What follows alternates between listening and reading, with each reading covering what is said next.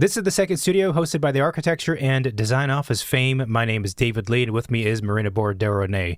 The two of us are architects, partners at the office, and of course, hosts of the show. And this week, it's just the two of us, and we are answering a question that has been asked to us multiple times over the course of the show's life, which is roughly, how do we do a podcast and architecture at the same time? How do we balance that? What is it like? What does it mean? I don't know. What things do we keep in mind as we pursue life doing both things? And that's what we're going to talk about. Sponsors. This episode of The Second Studio is brought to you by BQE Core, the all-in-one firm management software built for architects. Designed by architects for architects, Core helps you track time effortlessly, manage projects seamlessly, and get paid faster so you can focus on design, not spreadsheets. With powerful automation and real-time insights, it's everything you need to run a smarter, more profitable firm. See how BQE Core can transform your practice by clicking the link in our show notes. The Second Studio podcast is sponsored by Autodesk. Do you know about Autodesk Forma? Available standalone or as part of their AEC Collection software bundle, it's a specialized AI-assisted 3D design tool that can transform early project planning. With Forma, you can rapidly model multiple massing options at the start of your projects and analyze the embodied carbon costs of different volumes, layouts, and material choices. You can then deepen your understanding of your sites by incorporating real-world contextual data for daylight, wind, noise, and more. Start your projects right with Autodesk Forma. Check out the link in our show notes to learn more. This is the Second Studio with Marina and myself. Here we go. Okay, Marina, everyone's been asking this question. They've been wondering. You always do that. You always come up with the question. Well, whilst you think of your answer, I'll say this. So what the reason why we're finally answering this question because we're retiring. Is that recently we had an after hours episode conversation, casual thing. And in it, I was being critical of young aspiring architects being influencers and trying to be architect influencers by video recording themselves and, doing these little clips and here and there and whatever else. Right. And then also I was talking with a contractor recently who's starting their own podcast, and he is a practicing an owner's representative. And he had a bunch of questions, about me, about the show and how we do it and stuff like that. This is a question about you. About me, yeah. Tell me about your life. This is in the evening on a weekend because we're so busy that we can't find time. So this is the dedication that we have for the show. This is like a Saturday night. So, expect some mumblings and some ums and ahs. Yeah, so that's why I was like, okay, well, finally, maybe we'll have an episode and we'll answer these questions. So that was about a minute worth of vamping. So now you've had a minute to think about your answer. So lay it on us. So the key to find the balance, the work-life balance between the office, the podcast, and life is to have David take care of the podcast and just show up when it's time to record. Yeah. So that is my answer. That is your answer. So historically, I've been the one to do all of the heavy lifting. So in the early days, I did all of the planning, the graphics, the editing. I was the tech nerd who figured out all of the technical stuff over time because the show's evolved from a lanyard mic, which lasted about an hour, and then I was like, nope, this is not good enough. We'll buy real mics. We still have them. If there is fans that want to buy it for $1 million, we can. For $1 million. Yeah, autographed to be worth less than we bought it for.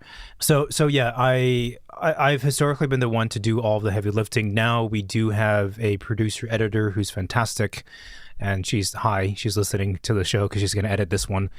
And so I think for you that is the hack, but it's a good hack. I mean, it's a good shortcut or whatever, because I've always said when people students ask me generally how to become successful in whatever way, I'm like, find people who are good at things.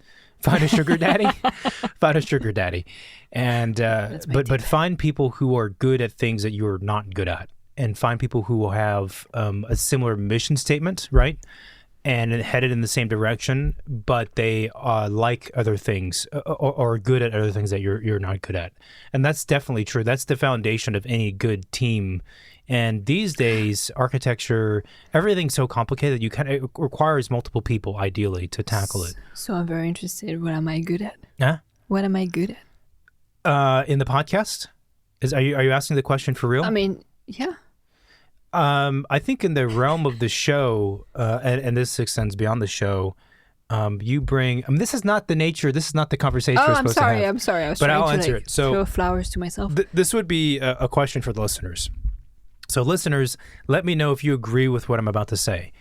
What you bring to the table is different perspective for sure, different flavor and way of speaking, but just you offset me. Because I tend to ramble, I tend to go on. I also tend to like to talk about more serious things in a serious matter. And you bring levity to the show, I think. I could see that. And I think you ask also really good questions and different questions than I would ever think of.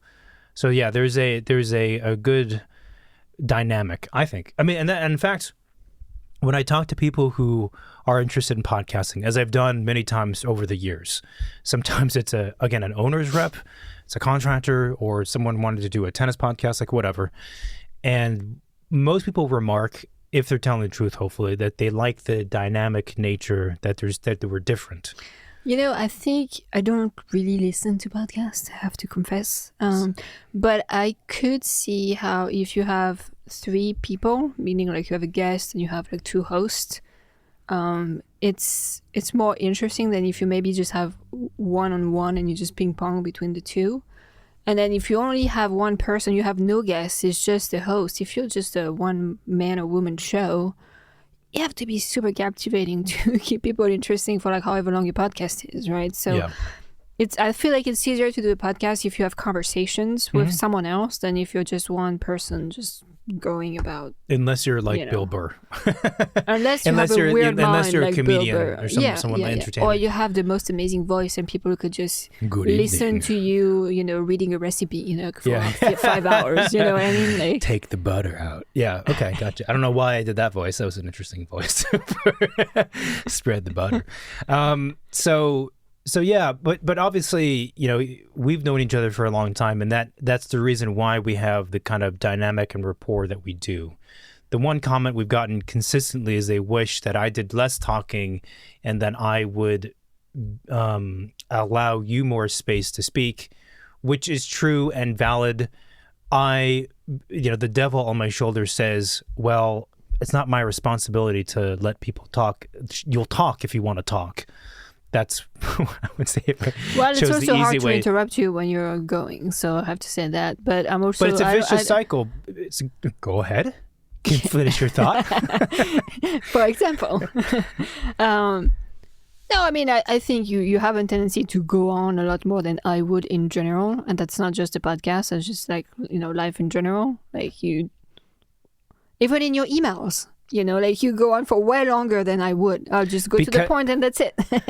You have to like spread the butter all over every corner and edges of the toast, which I do, by the way, when I make a toast and I put butter on or Nutella or anything. It's excessive. You need to calm down with the ratio of butter and Nutella on toast. It's too much.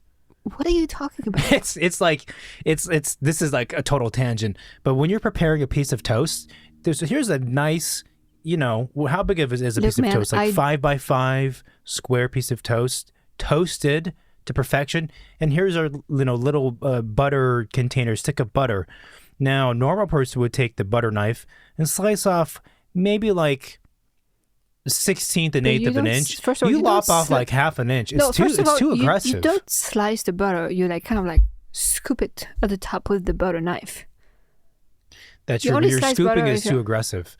Because it's always hard. With a nice clean block of butter, and you use it for one piece of toast, and now it looks like it's like there's a divot. You can actually see on the elevation there's like a... Butter is what runs in my veins. Yeah. I cannot It's the same thing with cheese. It's an aggressive amount of cheese. I can't be stingy with that. Anyway, So it's true what you said. I also think that And I would say you're the main host of the show, and I'm, kind of like the second host, like the side host of the shows, and I'm perfectly fine with that. Like I'm not interested in leading the thing. it is true. Like I'm very comfortable with that position in this instance. Like I have no problem with it. Like if I'm 20% of the show and you're 80% of it, like totally fine by me.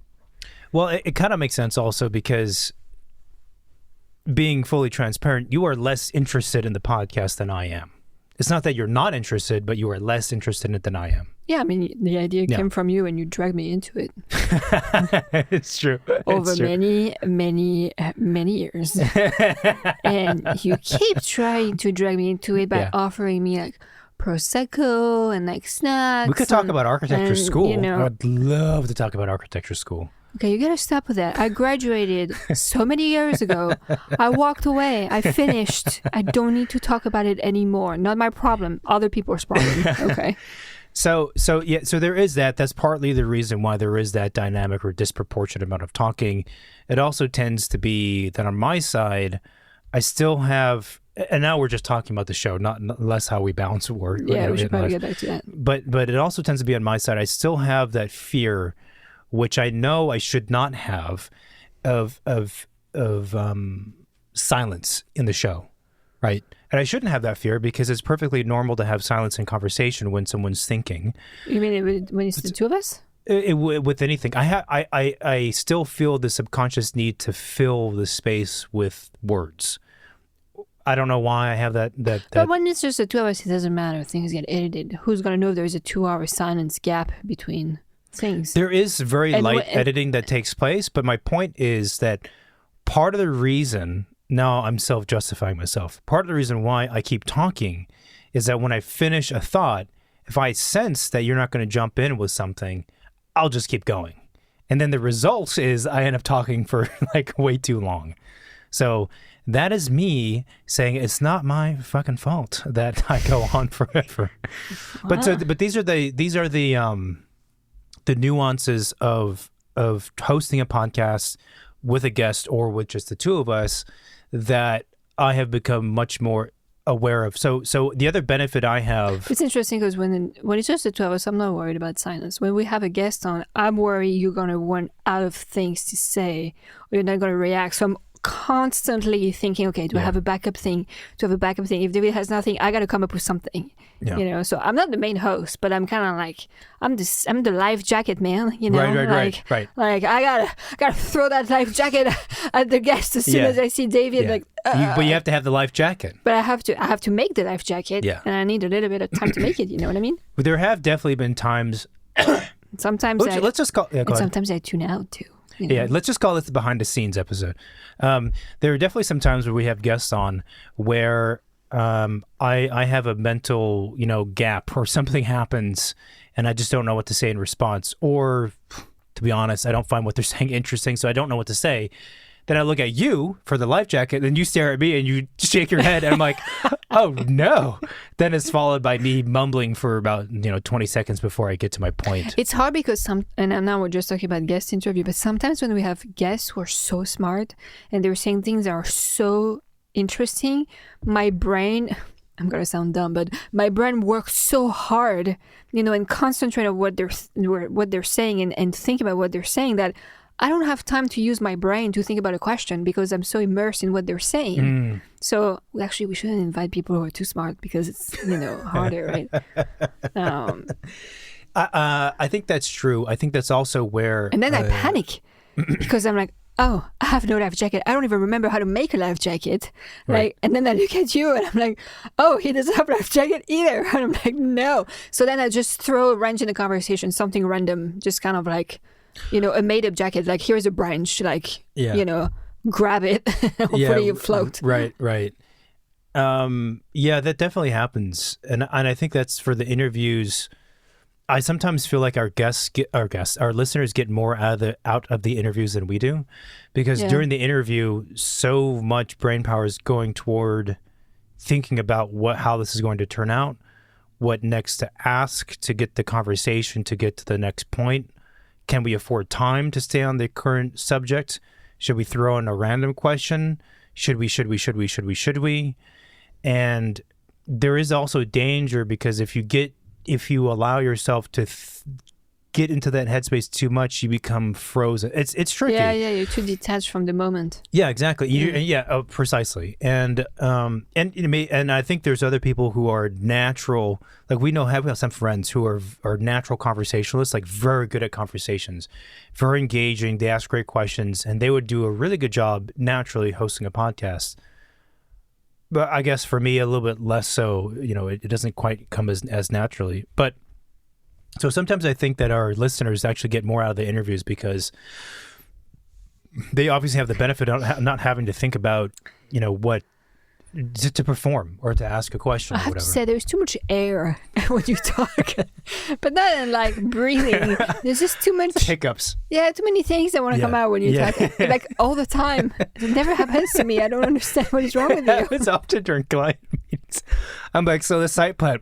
It's remarkable what we come up with. We're on Zoom on minis and so, David doing around. It's proof of authenticity. like one day she's got to fly away. There's too much air in his body. So let's talk about permitting for a second. I know it always comes up. Maybe it's a nervous thing. I don't think it is, but it always comes up. It seems to be when we're talking about something critical, like the budget. Like so. Let's talk about this ROM that we have. It's a little bit over budget. And sometimes I'm like, are people going to think you're going to be sick? Like, what are you doing? Oh, it's quite possible. So, behind the scene, yeah. I mean, trying to go back to the original question, which was the work-life balance. We're still trying to figure it out. That's the answer. We kind of have a routine, let's say. Yeah. Like we usually do recordings at a certain time of the week. We used to do them on the weekend, and then we had no weekends, right? So we kind of like offsetted that to try and at least do the interviews during the week. So we usually do these on Friday morning, which kind of also helps just creating a regular rhythm, which is kind of key to anyone who's trying to have a podcast or even anything, workout, like, walking, doing whatever. You kind of have to set a schedule. No, going for a walk. I understand what you say. Yeah. Walking. It's left, right. No, left, right. Yeah, I understand. Sometimes I take the stairs down and you and I freeze in the middle of it. I'm like, well, what leg was going first? Okay, no, great. Sometimes it does. If you look at this, try go down the stairs, look at the steps as you go down. It confuses your brain. Seriously. This is you overthinking things again. This is the same thing as you staring into the corner of a room thinking about the definition of bread. It wasn't a corner, it was a mirror. I was staring at myself in the mirror. Okay. No, but I would say schedule. Like trying to have like a kind of a regular pattern is kind of key. And if you have your own business and you're trying to to start a podcast, allocating a specific time to do it. First of all, to make sure that you're going to do it, and also to make sure that doesn't impact everything else you have going on with the office. You gotta you have to create boundaries between things. You gotta create boundaries. You have to partition, right? You have to severance yourself, according to the schedule you've created. And I feel like it's hard. It's easier to do that when you're two people. Because one of you is going to be like, okay, we got to record. Like, you don't have a choice. Like, this is it. If you're by yourself, you have the option to be like, I don't feel like doing it today. Let's do it tomorrow. And then tomorrow comes and something else comes up. This is just, being organized and being an adult. And it's the same question of how do you find motivation to go to the gym? You just, you figure it out, you do it. You set an alarm clock and you do it. But, for us... So we do have a full architecture to interior design office, and we have the podcast. Now, the benefit that we had was that the podcast started before the office, in fact. So what that allowed is for us to have the podcast kind of up and running and have its sea legs under it before the office came around, so that the podcast took less time. And that's often what I say, and it is true to a degree. However, the podcast has also at that time had evolved greatly and became much more complicated with the introduction of video and then social media presence and reels and That's quotes true. and all this other stuff, and then the studio that we made, such that I don't actually know. I think it was easier though because you were committed to We it. were committed already. That's true. Before, We felt like we were I committed. could not imagine today, having our own office, like trying to start a podcast. No, because it would feel Because there is no superfluous. time. Yeah. And it would feel like, oh, I'm just, playing around with something that I shouldn't be spending time on because I have other bigger things to do. 100%. Bigger things, and anyone who has an architecture office, that there's just like fires all the time you're putting out, and it's just the nature of things and construction. So yeah, no, that is true. And I think also too, a lot of times people start a podcast, and by the way, from the time that we started the show until now, the number of architecture podcasts, I would say, has increased 10 or 20-fold. Literally, it's crazy the number of podcasts out there. But when people start a podcast, there's always, of course, the goal of gaining a large number of followers and having success and then fame and then all that kind of stuff, right? Even if people say, oh, I'm just doing it for fun, there's always a small part of most folks are like, but it'd be nice, right? What if this thing took off and became viral or whatever else?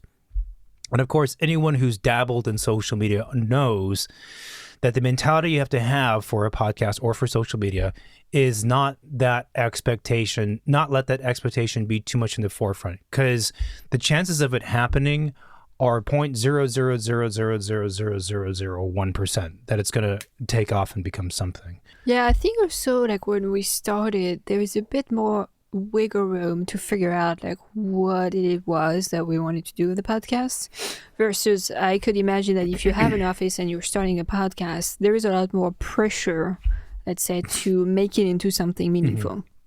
We kind of started Because like, it has to represent the office or whatever. it has to like align. You have to think about what content this and that. We kind of like started super loose and more as a side, a side fun project and evolved over time. And we had the time and the room to and the freedom of thinking that way, right? I don't think if we were to start a podcast today with the office that we would think about it the same way. If you have an office and you're doing a podcast, again, it's the same thing as having a lot of followers. Somewhere in the back of your mind, you're probably thinking, this could be a way to get clients or get this and that and whatever. And then if you let that thought into your mind, then now you're letting that shape the content. And it becomes a whole different thing, right? Because now you're thinking about like, okay, well, what can we do that's going to appeal to clients and not offend people and da-da-da-da-da-da-da-da-da. Which is absolutely not how we think about how we create our content. And so it has been a very different journey for us in that way. That's also why the podcast now is titled The Second Studio, because the idea is that it's not the studio, it's not our architecture studio, it's a second studio that's annexed and adjacent to, it's the B side to our office. And so it allows us to talk about things that are office related, yes. It also allows us to talk directly to the general public, yes. But it also enables us to have fun conversations because it's not officially it's not the Fame Architecture and Design podcast. It's the second studio that's next to it. And I like that relationship, and we set that up very intentionally, or we transitioned, I should say, very intentionally at some point to that kind of conceptual approach. Which is interesting because I feel like that's exactly the opposite of what any probably PR company would tell you to do, or like business company would tell you to do, right? It should be on brand. You should think exactly about like, who's your audience, what content you should produce, and like work toward like ROIs of listenership and all of that good stuff, and then you're just producing like what people want, and maybe it works, but I think that's absolutely not how we are looking at it. No, it's not. And that also maybe what makes us different from the other architecture podcasts is that we're not thinking about it in the more. It's possible. I'll say this: like the podcasts I've listened to that are hosted by an office. I'm not talking about architecture offices specifically either, or they're hosted by a business. It's just it's too. You can sense that it's hosted by this corporation. It's too fabricated. And they're doing it because that's the thing to do. And it's like not very interesting, I for me at least. I'm like, well, yeah, but this is stale information that we could find online. So why do I care? Why would I listen to you? But it's also because the people who are speaking aren't speaking themselves. They're speaking as a representative of the office, right? I know. Exactly. So I don't know. Maybe and I think people are more. I mean, I would imagine that listeners are, at least these days, more interested in like raw human, personal voices than things that are impersonal. Yeah. It's not. I mean, if you look at even like public TV, like people love reality TV, right? Like things that are a bit more fabricated might not make it the same way. The other thing for us, or for me specifically, since I've roped you into this, is I enjoy this. I think it's interesting. I find it an interesting exercise.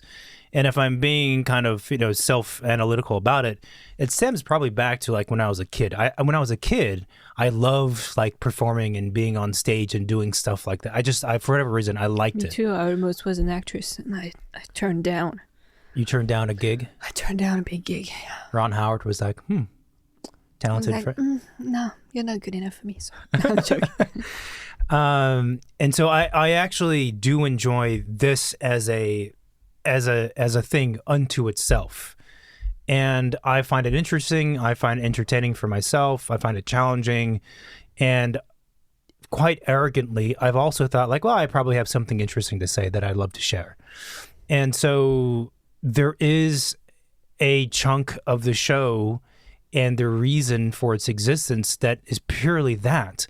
Has nothing to do with I have an office and everyone has a podcast, so I will have architecture podcasts and I will talk about construction. Like that's part of it, but that's one tiny part of it. It's funny because outside of the recording time that I'm here, I never think about really the podcast or what I said and what's out there. And I never really think about... I know you don't, because your job is to roll in and say weird shit and then bounce. It's the best job, I know it? It's the best job, I'm sure. Yeah, no, I don't really think about it at all, actually. Well, so it's also different for you because one of the benefits I have had in the past as being the person who edited all of the shows before, in the earlier days, is therefore I listened to every single second and millisecond of every single show. Oh, I know. I was getting feedbacks. So I knew, which was a great form of feedback, right? I knew what we talked about and what we didn't talk about, and So I was tuned into it. You weren't. You come in. But I think that's also helps the dynamic. Frankly, I think it's good to have someone who just comes in and says whatever's on their minds or doesn't say whatever's on their mind and is divorced from it. I truly believe that. I think it's almost necessary. Yeah, no, I totally agree. I was also thinking, I think we had a post recently on like social media or something, and sometimes I go on there and like read comments, and it always amazes me in some way like how seriously people take things. Yeah.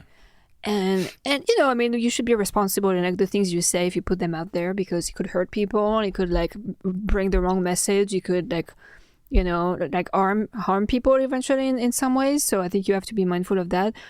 But also, in the realm of architecture, people are just too serious. Yeah. Like you say the smallest thing, and it's like, oh my god, you offended like dozens, and it's like, just chill.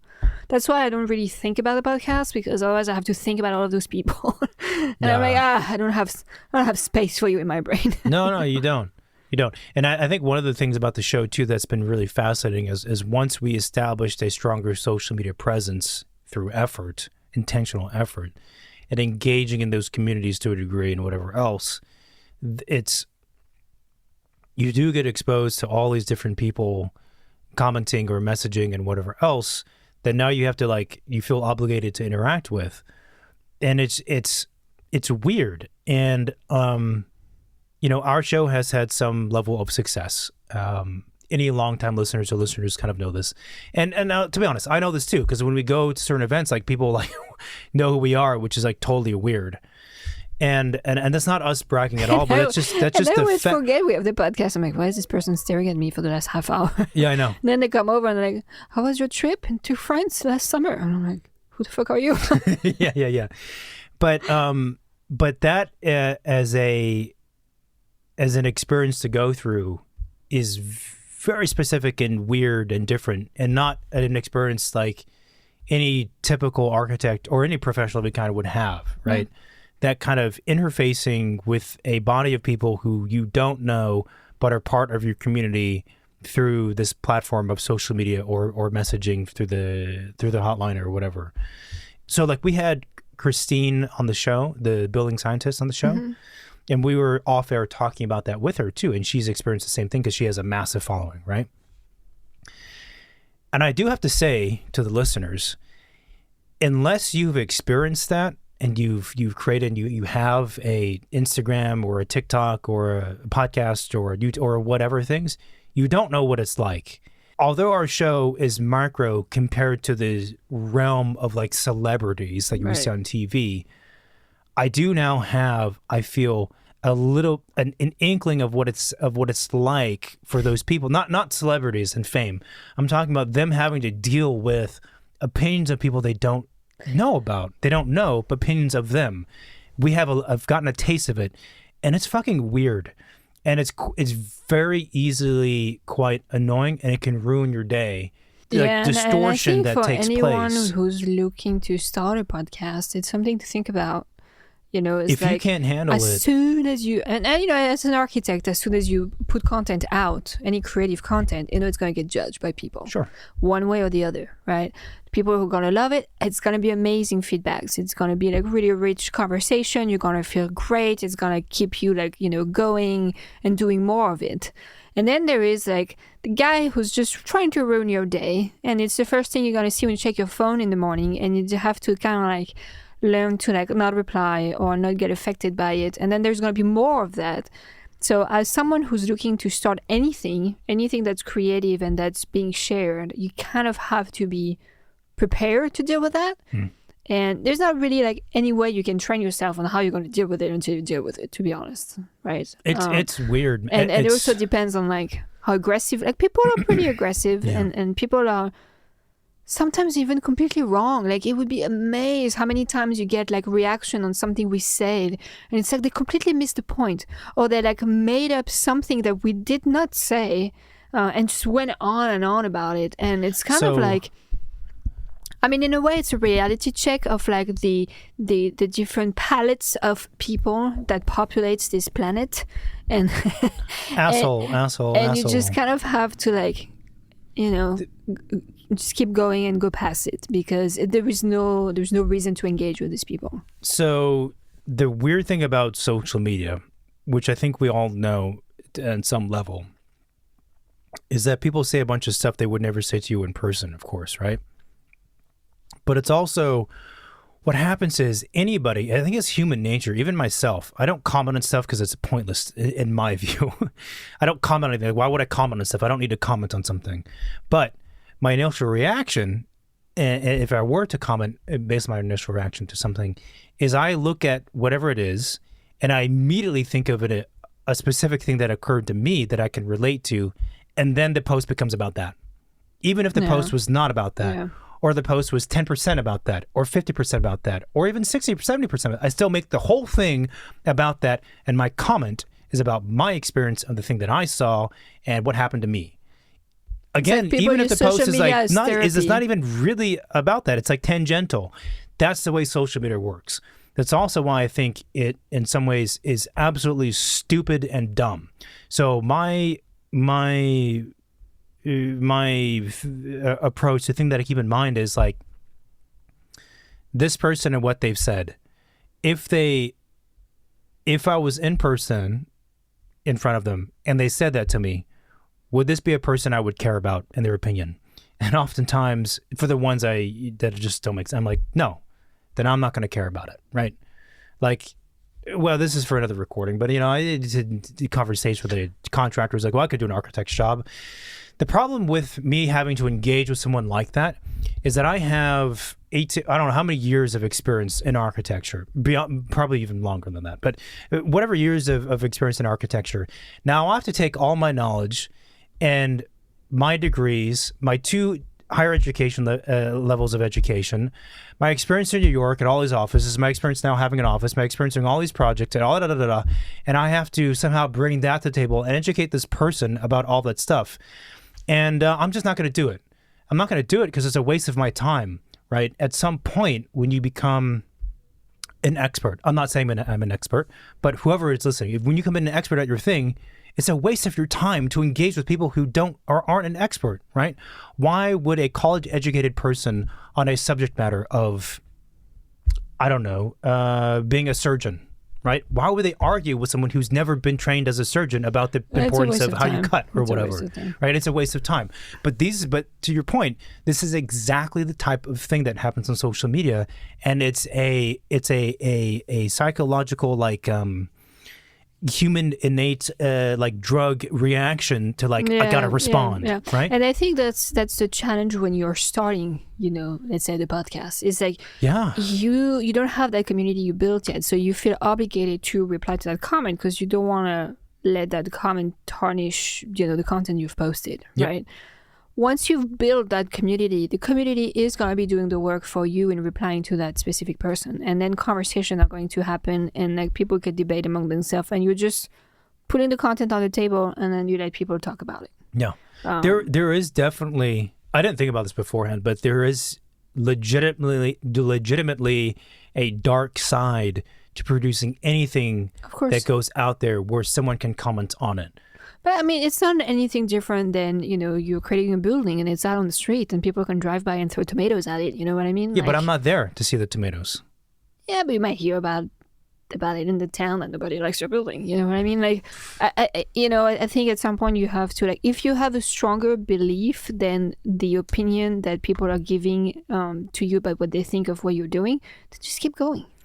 I'd also say that this form of criticism, if you can even call it that, is very different from what you experience in architecture school or as an architect with clients.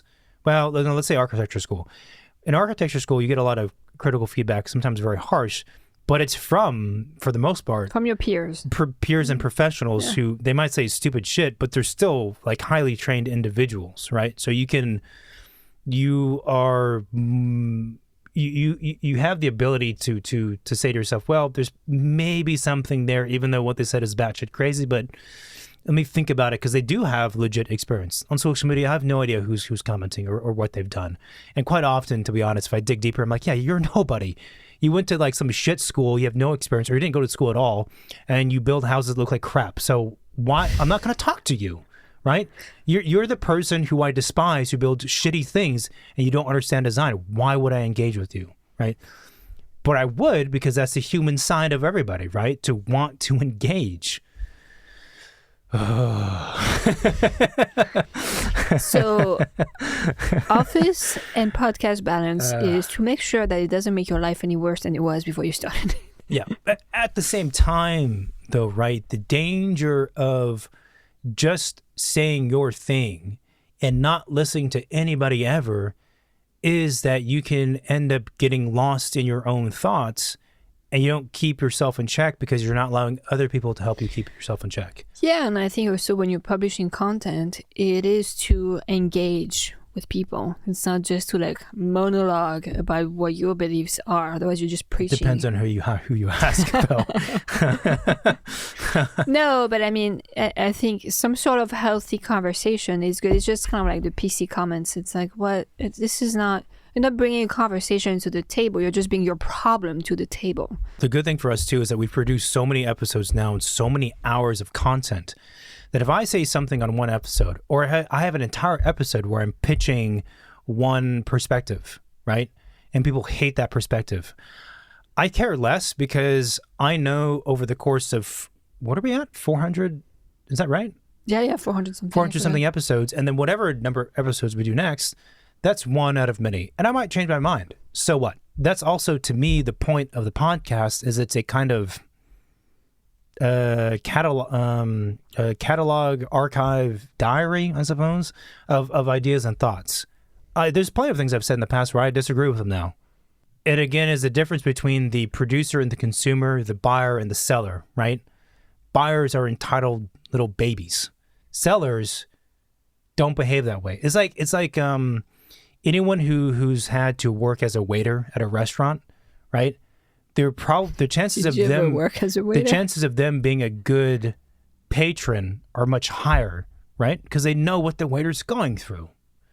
It's the same kind of thing, right? I don't. That's why I don't leave. They could give them shit just because they need revenge. Okay, sure. Yeah, I mean, there's twisted people out there. Sure. So anyway, so that's all that. And now a quick break to thank the sponsors who support the second studio. Hey architects, would you like to get your as-built faster? Of course you would. Well, IPX has you covered. IPX lets you seamlessly transform your laser scans into LOD 300 BIM and CAD files. Whether you've got your 3D scans already or you need a full laser scanning service, IPX offers instant pricing and order tracking for scan to BIM services on any project, no matter the size or complexity. Once a building scan is complete, IPX delivers detailed BIM, CAD, 360-degree virtual tours, and material takeoffs in their platform where you can view, share, export, query, and quantify areas, floors, and materials. Check out the IPX link in our show notes. If you're an interior designer, you need to check out Programma. Programma is the all-in-one project management software designed to streamline the entire design process. Its cloud-based specification schedules are always up to date, minimizing double handling. This means you can spend less time switching between tools and more time designing. Click the Programma link in our episode notes and use the code SECONDSTUDIO at checkout to save 25% on an annual subscription and enjoy exploring all of the other tools Programma offers. But on the subject of balancing, thoughts? I think also in terms of balancing, if you we didn't really have a plan per se. We're just gonna start and see where this takes us, right? And eventually we figured it out. But you don't necessarily have to have a plan at the beginning. But I think at some point, once in a while, you have to check in with yourself and see if it's worthwhile to keep going, and where are you trying to go? Because it does require a lot of time to do anything that's kind of secondary to what your main thing is, because it does takes a little bit of focus out of the main the main thing you're doing, and it does take a little bit of time out of the rest of your time, right? Sure. So of course you can keep doing things for fun and never really think about it, but if it's a regular pattern, I think you kind of have to check in with yourself once in a while and see okay, what have I done? What am I trying to do? Right. Is this thing worth it? Right. Should I keep going? Should I pivot? Should I, do something else? Right. And it doesn't necessarily mean you have to have the ideal business plan or you have to have all the answers. But I think it is a healthy habit to just kind of assess and reassess things before you keep going. Yeah. And we've done that several times. Yeah. We yes, we have done that several times. So the time away is true. Mathematically, it's time out of the day to do this other thing. The thing that's been interesting about the show is that as a business owner and as an architect, right, it's very easy to be consumed by the work and be kind of stuck in that vision of the work, right? And an architect's vision is quite wide, but it's still the work. And I found that the show actually is a great benefit for us because it forces us to kind of step outside at least for a couple hours once a week, which is not a whole lot of time, to be in this other secondary space, to think about things from a slight distance and with someone else if there's a guest. And that is a great benefit. I think otherwise it's very easy to just be in your to be spinning in the same place, architecture office-wise, and not being oh, this is an interesting idea that we came across because we're inside of a different physical space, the two of us, or because we've talked with someone else and, they said something interesting that makes me think about a project in a different way or think about business in a different way or whatever else. So I think it's actually proven quite healthy because when you are a small business, it's your whole life is that thing. And it's a nice, healthy, forced break sometimes. Yeah, and I think it's also a healthy thing in order to socialize. If you have your own business, like you're probably really busy just running that beast, 5 days a week and make it work, right? And the weekend comes, you probably want to be a couch potato, watch Netflix, and not go out and meet anyone. So that's where the podcast is kind of a nice thing, because depending on how you look at it, you could kind of make it work both ways. You can make it work toward like things that are related to your main focus, like your profession, and you can also make it work toward like social life. And right? meeting Which people. is like your personal thing. And meeting new people, yeah. So it is, in that sense, it's pretty interesting. And depending on what focus your podcast is about, it also kind of keeps you engaged with the current scene of things, the current scene of events. Right? Interesting. Like when I used to work at offices, I would like scroll, ArcDaily and like all of the architecture blogs to kind of know like what's going on, like what's the latest things, topics, or like things that people are talking about, the problem in the professions and this and that.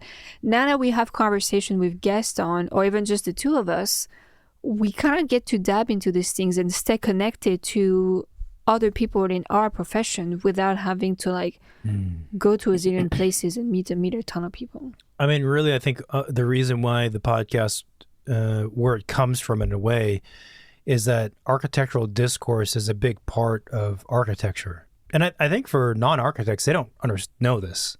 But in the academic space, and then even in the profession to a degree, the discourse, the discussion, the talking and the thinking and the conceptual aspects and the history is a huge part of architecture. There's a lot to talk about, obviously, with the podcast, but even in school, right? And I think for myself, I always really enjoyed those parts of school a lot. Like seminars were some of my favorite classes. Being in a room with like a small group of 15 students, you read a bunch of papers, you talk about stuff. Like I've fucking loved it. When you get to the profession, it some of that goes away. Depending on the office, maybe all of it goes away. And when you have your own business, man, the number of things you have to think about multiplies by 10. And so finding a space for that kind of discourse, whether it be about the theory of architecture, or the business or the practice or whatever else, right? It becomes, for me at least, it's like almost like necessary. Like I when we were in New York working at other offices, we had all of our friends were architects, of course. And there was a small group of us, and one of the close friends had this idea, the two of them had this idea of starting a little architecture discourse group, and we would read stuff and get together, once a month or whatever it was. Oh, yeah, I forgot about that, yeah. And we would have bring snacks and beers and whatever, and we would talk about what we read. And these were a pretty talented group of people, yes, but also like pretty normative architects in New York. Like these were not all like academic nerds. Like these were pretty like normal architects. It goes to show you that within that community of normal architects, there was a thirst and a hunger for like, let's talk about like some cool stuff. Like we don't get to talk about that anymore. We don't get to talk about whatever, right? And that group kind of fizzled out for various reasons. That's just another example, right? For myself, at least, like, well, the podcast kind of satisfies that thirst for that. And I actually wish we could talk about more architectural, theory things. But as time goes on and the more distant I become from academia, it's harder for me to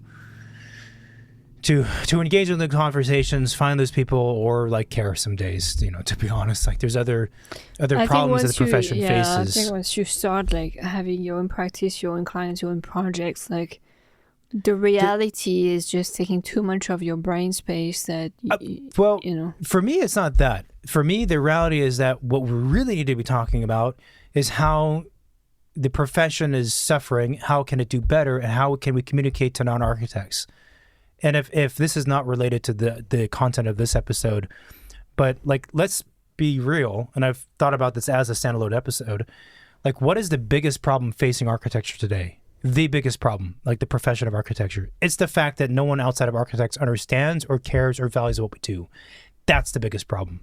And it's not just a problem for the profession and its self-preservation. It's a problem for like the world, because architects, I fundamentally believe, do have a lot of value to provide in terms of beauty, design, sustainability, blah, blah, blah, blah, blah, blah, all that stuff, right? And if people don't understand that, that's like a massive problem. And so once that became clear to me that that is the subject, that's my focus for the next like 50 years until it gets solved. You know, the theory of like blobs versus NURBS and splurbs and square corners, cool, I get it. It's certainly valuable. It's seeds for design. To be honest, that's easy relative to the bigger question, relative to the question of what I just posed. Well, which is more about survival of the profession, you know. Survival and also flourishing. It's something that's not thought about and not interrogated in the rigorous manner that when as compared to the subject of blobitecture, fuck man, how many papers and articles and research papers were done on blobitecture? Yet the biggest question we all face, who's actually really thinking about it in that hypercritical, peer-reviewed manner? It's not happening, right? Anyway, this is a different conversation now, but so for me, once that went off, it's hard for me to really care so deeply about other things. Because if we can't solve the question of communication to the public, what difference does it make if we understand the nuances of what creates the good physical architecture? What good is that if no one understands it, right? Or no one wants to hire an architect? Not much. So you can play in your sandbox as a research architect doing parametric or whatever the new thing is these days.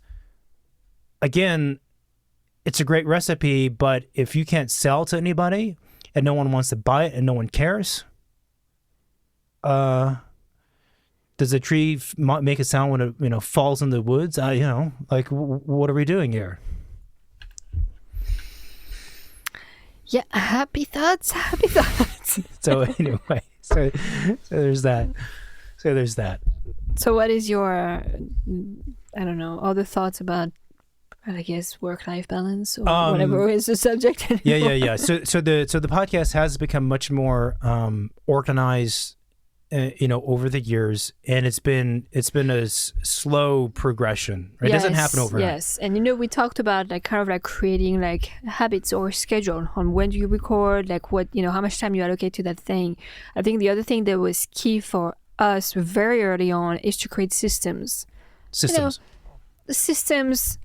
Systems and everything, like the studio, like we have certain things that are always there, like when we set up, like that's the setup, right? When we I just what I was trying to say. Yeah.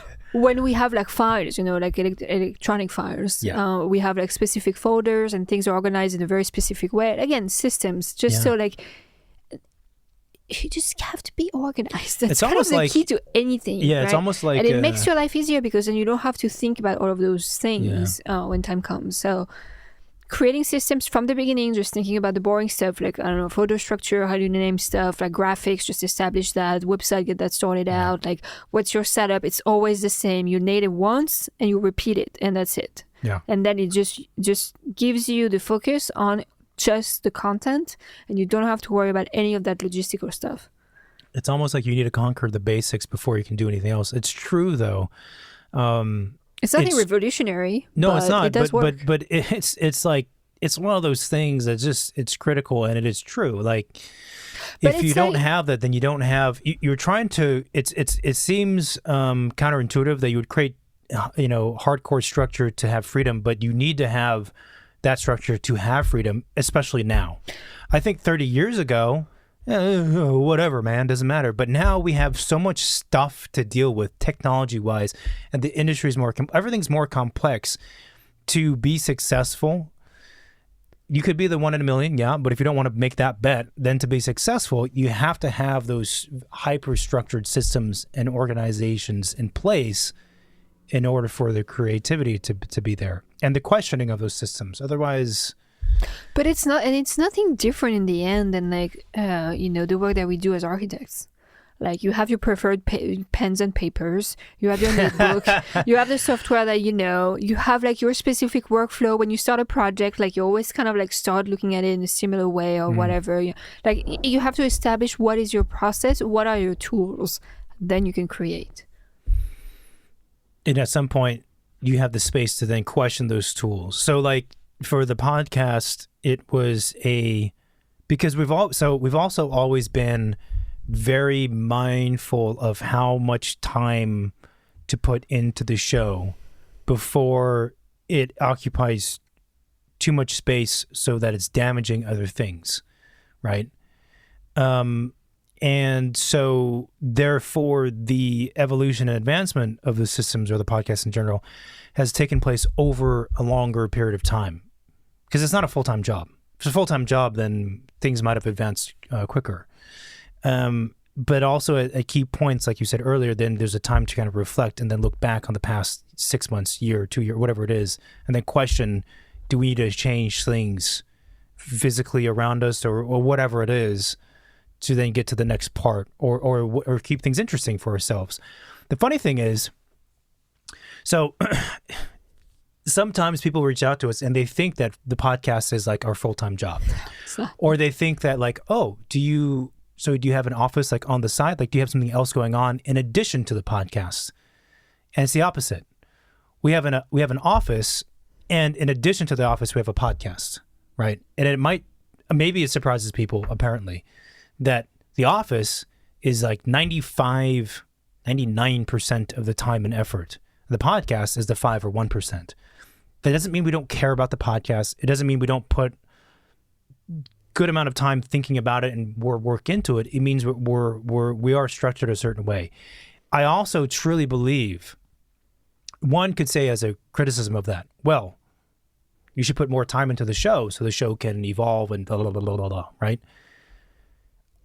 We've done this long enough to where I truly believe, though, that if we were to cross that threshold of putting more time into the podcast, wherever that threshold is, it would actually be a disservice to the podcast. Because the reason why the show is because we do have an office and we are architects and we are practicing. That shapes the show because we're obviously, we are the show, right? We're not just a host, like we are the show. And that's the fundamental difference. Right? Yeah, it's interesting. Like we oftentimes get people asking us like, "Well, how many hours a week, do you spend on the podcast?" Or they come up with ideas like, "Oh, you should do this. Oh, this podcast, they've done that."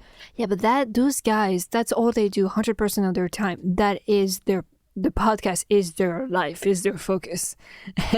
And the thing is, it's not that for us, and we're not trying to become a media company or do all of that stuff, like do more of it. I think we want to keep doing what we're doing. You should read my notebook because I have some other things written down. But I don't think that I want to spend 50%, 100% of my time doing the podcast. Like that's not. No, I'm not interested in that. No. Then you're right. Then I would have nothing to talk about it during those episodes because I would not be doing architecture. We struggle already with finding things to talk about. Why you struggle? No, I mean we are architects. And we do architecture. That's what we do. That's what we studied to do. That's what we train to do through working in offices, and that's what we do now. That is the goal. The podcast is I don't know what it is. It's a weird.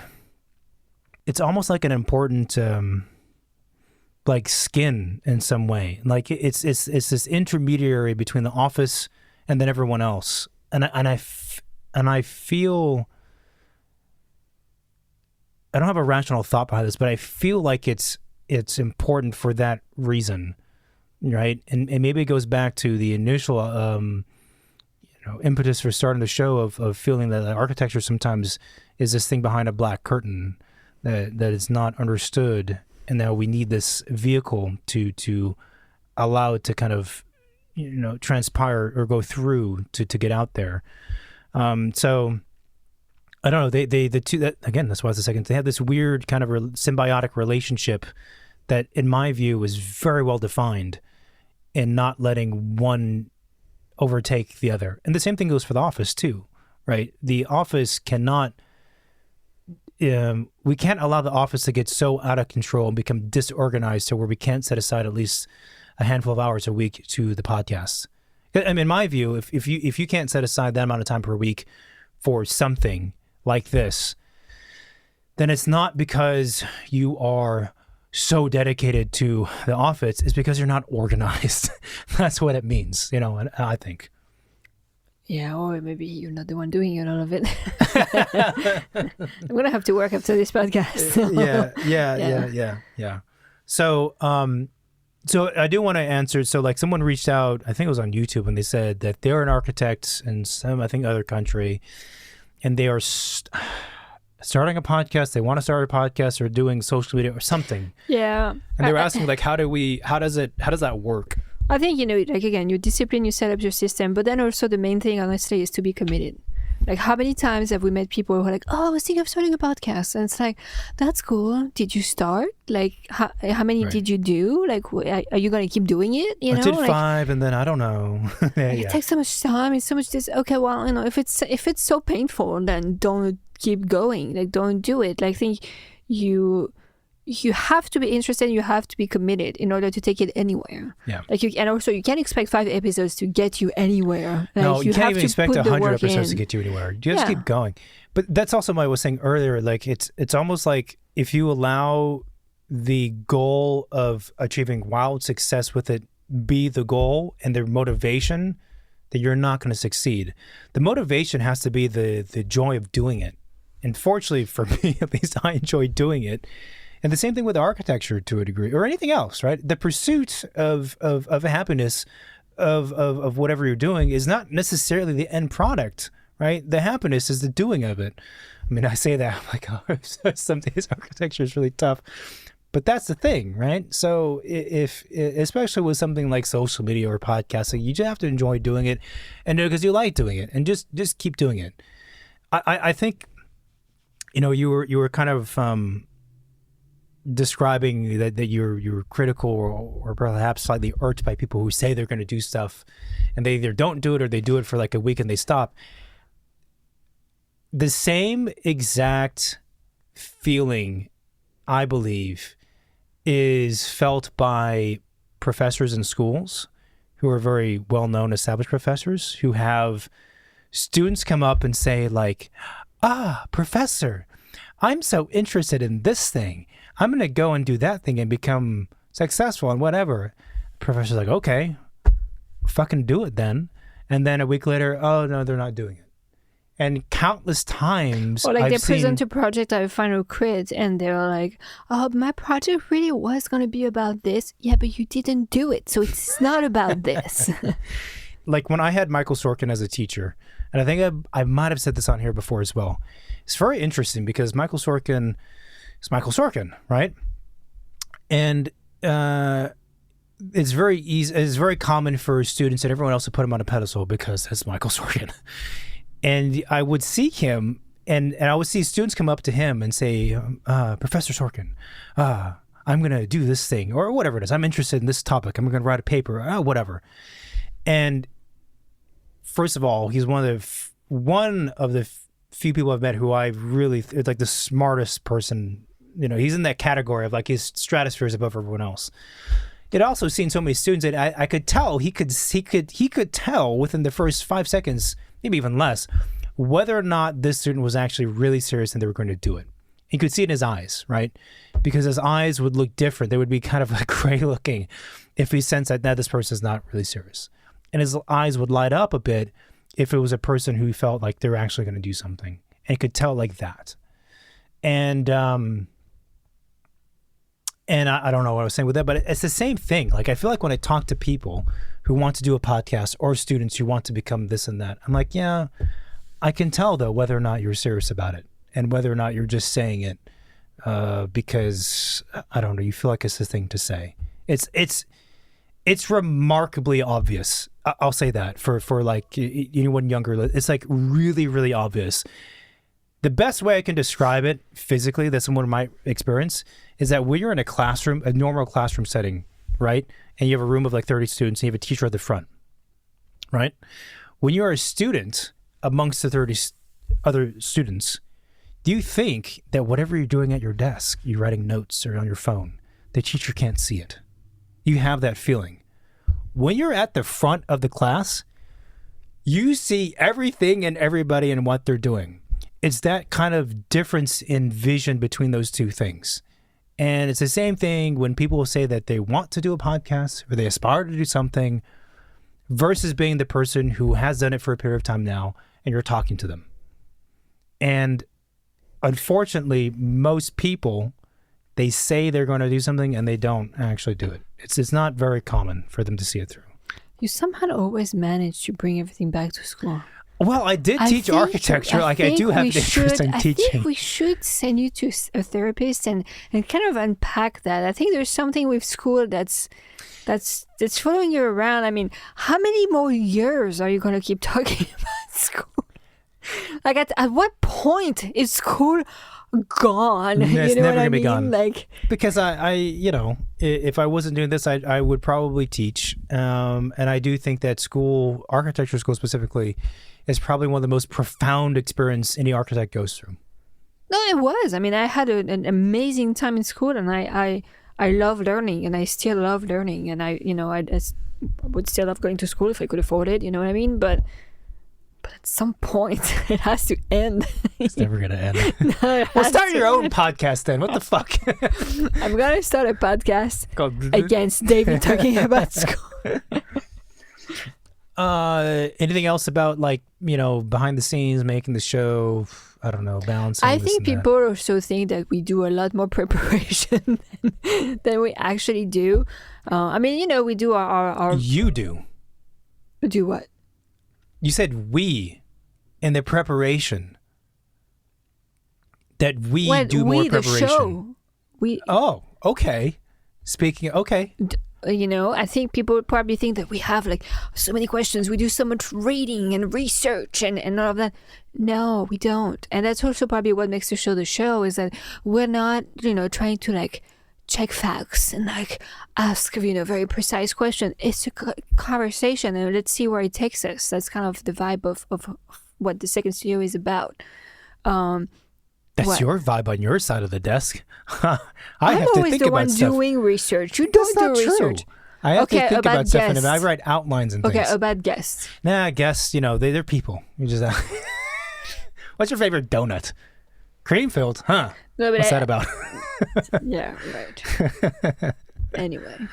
No, it is true. There's a sort of lightness that we try to bring to the approach to the conversations with guests. And I have to say, actually, the best episodes to me are the ones that are not scripted, not prepped. We have some episodes where we do have to have, some bullet points, some guidelines of conversation, just to make sure we do cover the subject and listeners feel satisfied with the content they've just listened to and can actually summarize it in their heads, right?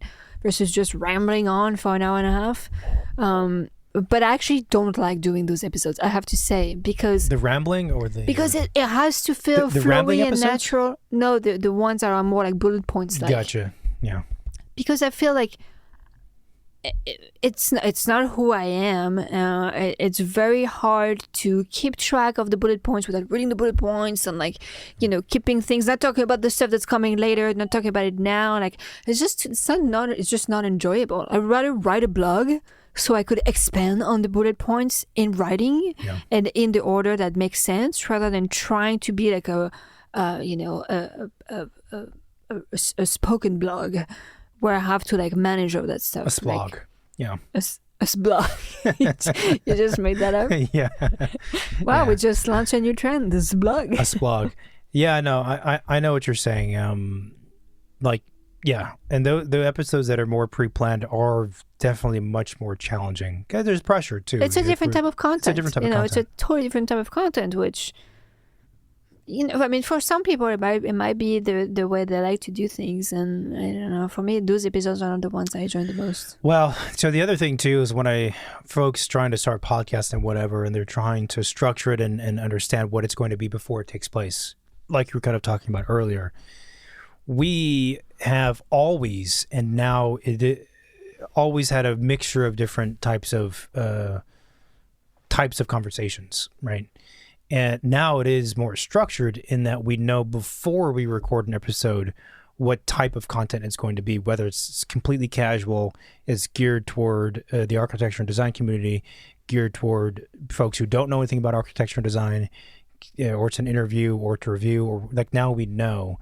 But having that diversity is also something, from what I've seen at least, that is not as common, right? And the normal approach to any business, let's call it, that you're embarking on is to kind of like pick one lane and then pick a lane within that lane and pick another lane within that lane until you're like 1 millimeter focused, and then that's your laser beam and that's what you do and that's it. We've not really taken that approach we're not really taking that approach. And I think that's also not very normal. I don't necessarily advise it as well. And it makes it easier for us to do that now because we have so many episodes, right? It's hard to do that when you're first starting because it creates confusion amongst the listeners and confusion for the show. It's like, what is this? What? You're talking about school and school presentations. Now you're talking about construction stuff, and now you're talking about Trader Joe's refried beans. But what is this? What? I think also it depends, like, what is the big umbrella about. I mean, architecture is such a big field. There's so many things that fall under. Like, school is a huge part of it, work is a huge part of it, construction is a huge part of it. Like, you could easily kind of like have like secondary umbrellas under it. No, I know, of course, right? But what I'm saying is, like, when you, if one were to start a podcast about X topic, it would probably be much more focused than what we do. Yeah, but also if you're so focused, like at some point you just run out of stuff to talk about. You know what I mean? Like if you only talk about socks, like your podcast is about socks. Don't underestimate the... No, but you know, like, okay, at what point are you just stretching yourself a bit too thin to stay on the topic of what you started with? Like, I suppose. I don't know. And also, I don't know. I don't like restrictions. You know, people are like, oh, you should be doing this. You should only be talking about that. It's like, well, why? Like, our brains are so much more complex than just that one thing. Like, if people can't think about me as like these three things, then that's not the people I'm trying to attract. You know, that's it.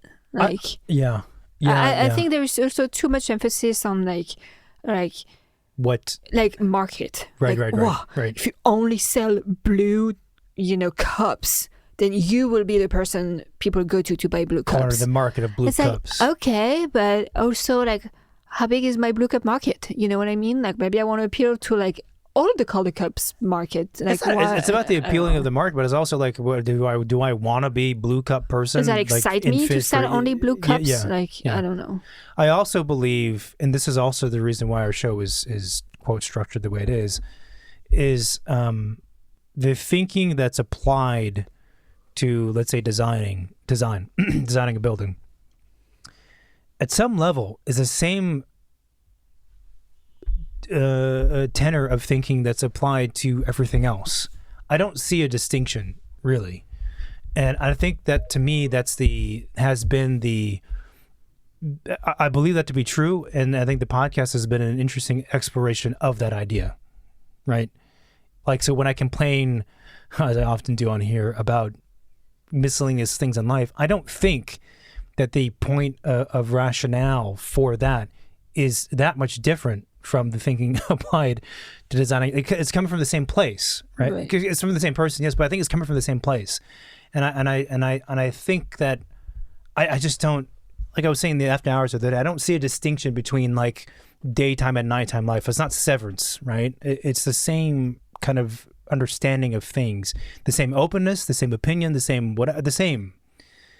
I think that's also the fascinating thing, to then understand the guests we have on and be like, okay, well, tell us about some somewhat random thing, and how does that relate, not directly, but how does that thinking and the way of speaking and your thought process, how does that relate to your work? I think that's very fascinating. Anyway, I think that's it for this. Let's eat dinner. It's like super late. Anything else? Give us one last words of wisdom, then we'll wrap this up. Give us something really good to close on. Make sure you plan for vacations. See, that's a classic Marina right there, saying some weird stuff at the very end. It's not weird. It's healthy, David. Okay. If you think it's weird, that means you don't believe it's healthy. Give us an outro. Thanks everybody for listening to our shenanigans. If you like what we do, please subscribe to the show. We are on Apple Podcasts, I like how the YouTube. outro immediately, you're speaking up here, excitement, Because it's the outro. end. Thanks everybody for listening to the show. Leave us a review. Go on vacation, everybody. Thanks for listening to the show. Leave a review if you want to. I thought I was pretty peppy in my outro here. You just killed my mojo, It man. went down. Hey, I'm tired. Okay. I slept 6 hours last night. Just go further down. Good night. No, if you like what we do, please subscribe to the show, share it, pass it around. You can find us on social media, Second Studio Pod. We have the website, secondstudiopod.com. We have the hotline, 213-222-6950. You can shoot a text message, call, leave a voicemail.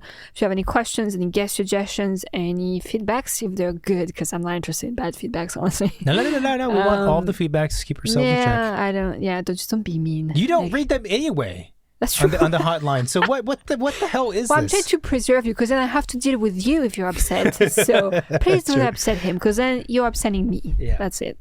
That's true. And that's it. We have a lot more content coming up. This is just almost the half of 2025. This is nuts. All right. So stay tuned. Talk soon. Oh, okay. That's a great outro. Love it. Okay, bye. Bye-bye.